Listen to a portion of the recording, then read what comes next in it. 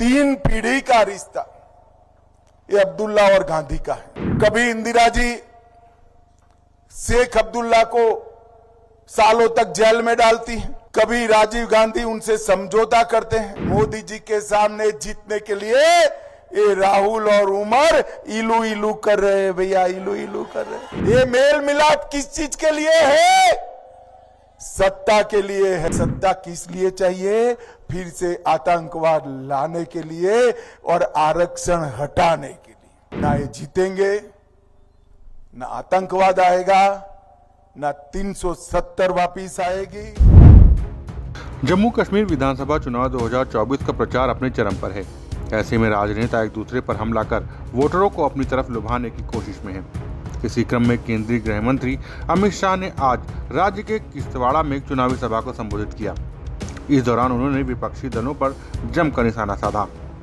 केंद्रीय गृह मंत्री अमित शाह ने एक जनसभा को संबोधित करते हुए नेशनल कॉन्फ्रेंस और कांग्रेस पर अपने परिवार की सरकार बनाने की कोशिश करने का आरोप लगाते हुए कहा कि वे जम्मू कश्मीर में सत्ता में नहीं आ सकते। उमर अब्दुल्ला और राहुल गांधी पर हमला करते हुए उन्होंने कहा कि राज्य में एक बार फिर से आतंकवाद को बढ़ाने की कोशिश की जा रही है, लेकिन बीजेपी सरकार इसको जमीन में दफन कर देगी। आतंकवाद के मुद्दे पर बीजेपी के दिग्गज नेता ने कहा कि कांग्रेस और उसके नेता राहुल गांधी जम्मू कश्मीर को फिर से आतंकवाद की ओर धकेलना चाहते हैं। उन्होंने कहा कि कांग्रेस और एनसी की सरकार आएगी तो आतंकवाद को छेड़ देंगे। मैं आपसे वचन देता हूं कि आतंकवाद को नीचे दफन कर देंगे। आतंकवाद को उस स्तर तक दफनाने का संकल्प लिया है कि वह फिर न लौट पाए। अमित शाह ने कहा कि वो जम्मू कश्मीर में चुनावी माहौल देख रहे हैं। उनके मुताबिक ना तो अब्दुल्ला की सरकार बन रही है, ना ही राहुल गांधी की सरकार बन रही है। उन्होंने दावा किया कि इस बार घाटी में बीजेपी के नेतृत्व वाली सरकार बनेगी। बीजेपी के वरिष्ठ नेता ने लोगों से अपील करते हुए कहा कि बीजेपी की सरकार बनाने में मदद कीजिए, आतंकवाद को जड़ से खत्म कर देंगे।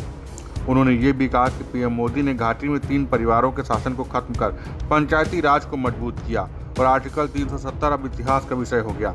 वो कभी वापस आने वाला नहीं है। Bureau report, Dastak times.